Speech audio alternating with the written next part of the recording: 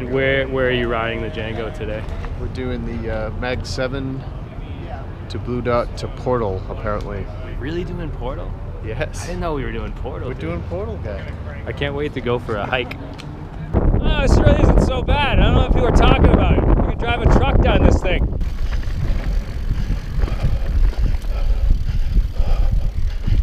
What's going on, dudes? So I am sure if you're watching this channel, you have heard of a trail called Portal Trail in Moab, Utah.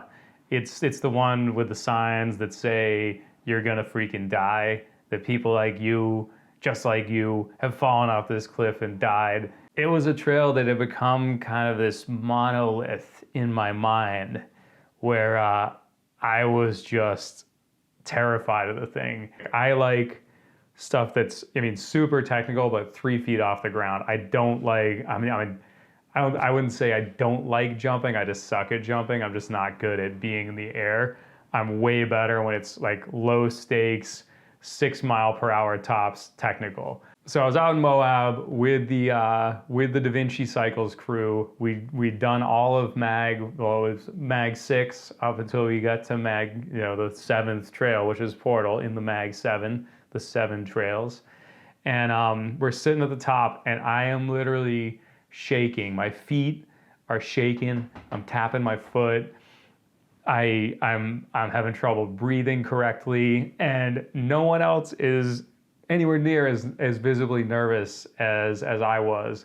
And there were people who had done the ride before, and I kind of trusted them. I've kind of been watching them ride all day, and I was like, all right, well, I'll kind of follow these guys. I trust their wheels. So you drop into Portal Trail. The first step's a little bit of a doozy, and it's good for a little like adrenal spike, I guess. I think it kind of calmed my nerves. And then you kind of get like the warm up exposure where you're cruising along and you're just kind of focused on keeping your pedals level, not striking the inside. Something I remember from, I actually lived out west for a bit in California, was part of my adaptation to going fast on bench cut stuff that's into the side of a hill, Up and down. with a lot of drop away to one side or the other, is people tend to want to gravitate towards the inside because they think that's going to be safer. If you end up clipping a pedal on or a bar on whatever's on the inside, that's going to send you right out, like you're gone. Where if you're favoring more the middle to the outside, you're in clearer trail usually, and someone could catch you, but it's not the same as being so freaked out that you're hugging the cliff wall, or your pedals are going up against the rocks on the side of the cut, and so it's better to just kind of look ahead of you and stay centered to the outside.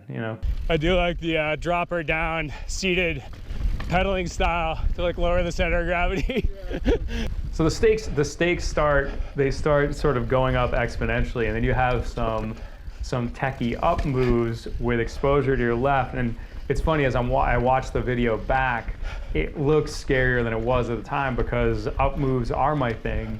And so being focused on those and knowing I wasn't going to fall, or I wasn't going to fall in a way that was super awkward, I started to focus really hard. And the more I focused on the task at hand, the more I focused on the trail that was, as it got more technical, I actually calmed down. And my breathing kind of got controlled, and my palms stopped sweating, and my feet stopped shaking. And I just I felt like I had it. I felt much, much better once I was actually doing it, once I was on the trail. I was actually shockingly comfortable considering. I think what helps in a situation like this is that I'm pretty solid on the track stand. Like I can stand still a long time, like pretty much as long as I want to. I can sit in one spot without hopping around. That's something I've practiced for a long time, way back. It's one of the first mountain bike skills I would recommend, is learning how to track stand. It just gives you this confidence and slow speed balance. And then when you're on the side of a 500-foot cliff, and you can go, I can just sit here. I'm not going to fall over. And if people are bobbling in front of you, or you get into kind of a tight spot, you can just sit there in the pedals and not have to restart. It's super useful in a lot of ways. Highly underrated skill. Just it's not flashy like wheelies or manuals and stuff like that. But I think it's kind of the basis of getting comfortable with technical terrain. So I would practice track stands. I'm not gonna tell you what to do, but if I were you, and I'm not, I would practice track stands. Yeah, when we got to the you're gonna die signs, and there's 2 on the trail, we took them seriously. We got off and walked. The first one, there's no way in hell I would have thought about riding that section. There's just no way. It's loose, and it kind of gives you this false sense of safety where, like, I mean, you took one step and then you slipped, you're gone. And there's no second chance on the like, once you get into the sketchy part of Portal, there's no saving yourself. If you go, you're gone. That's it. Yeah, the slow speed skills definitely came in handy kind of in the middle of the trail, just kind of picking my way through stuff. I think I had to hop around a little bit. But yeah, but again, like, I felt okay once I was in it. I wasn't freaking out. I did all my freaking out the whole way there, and then particularly just before we dropped in. I've been freaked out since the morning. I've been freaked out just thinking about doing this trail for a long time, because all the focus is on this one little section, this precipice section with the "you're gonna die" signs. But there's more to this trail. We'll get to that in a minute. The second "you're gonna die" section, there's a rock in the way, and I think if you try to go to the outside of the rock, you could definitely die. But if you hop the rock, I don't know. I might look at it again this year. I'm not saying I'm gonna ride it, but I would look at it again, because I think if you hop the rock on the inside and you're confident with hopping rocks, you might be okay, or you might die. What are you gonna do?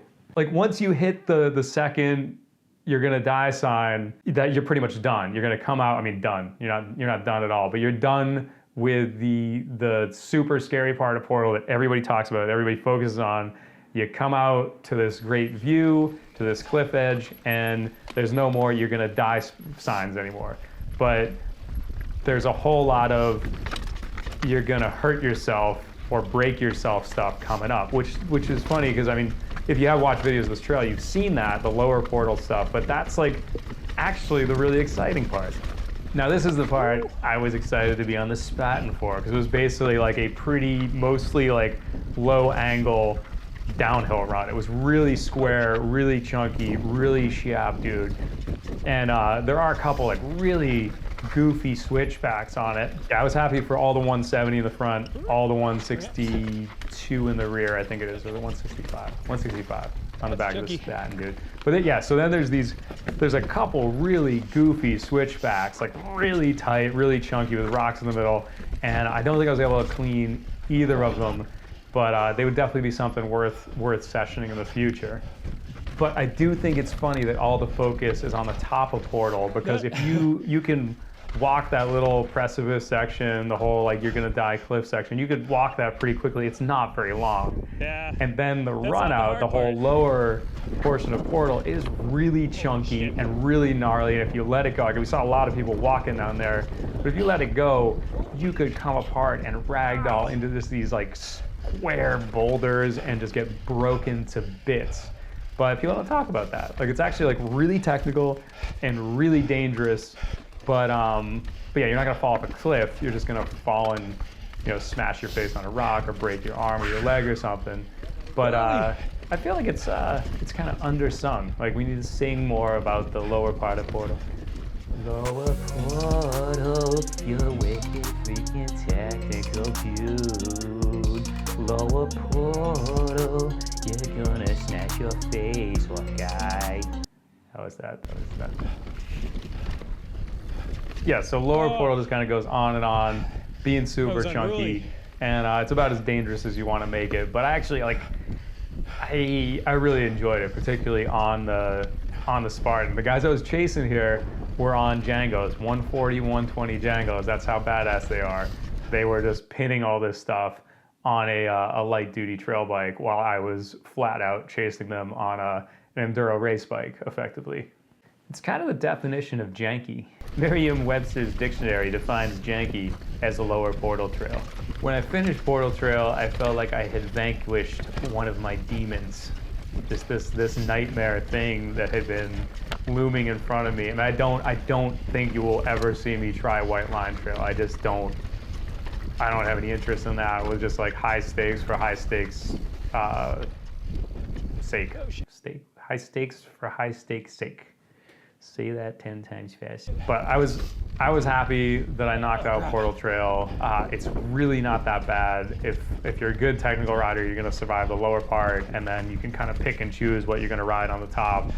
But it's not as bad as people made it out to be. And I'm a scaredy cat. Like I am totally freaked out by heights, and I did it. So if I can do it, you can do it. I wouldn't be afraid to get out there and just try. I mean, worst comes to worst, you end up walking some stuff, which is fine.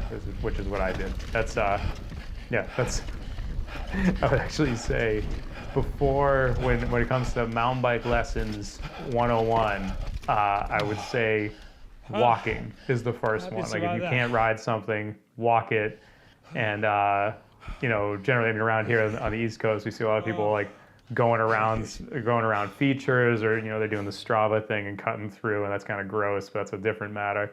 But just walk over the thing. If you can't ride it, there's no rule in the mountain bike playbook that says that you get to stay on your bike. It's like, and that's the awesome thing about Utah is the cheater line, the B line, is you fall off a cliff and die. So there's no real need to enforce that. It's like, oh, you stay on the trail and you walk the feature, or death. Walk or death. Those are your two options. I might have pooped my pants a little bit when we were walking on the With the walk-in part. Yeah, I put my pants on the walk-in part. I will be back in Moab in the not so distant future. So I will probably be hitting some of this stuff again, and if you want to suggest some spots for me to hit or connect with me, I'll be there around the 21st of March, 2019. And yeah, if you want to ride bikes and make videos, hit me up, dude.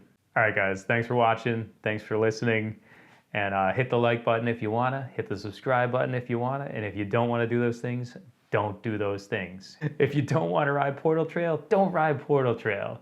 If you don't want to learn to track stand, don't learn to track stand, and definitely don't walk over features if you don't want to, unless you're on Portal Trail, because then if you don't walk the features, you'll die, and we don't want that. All right, see you later.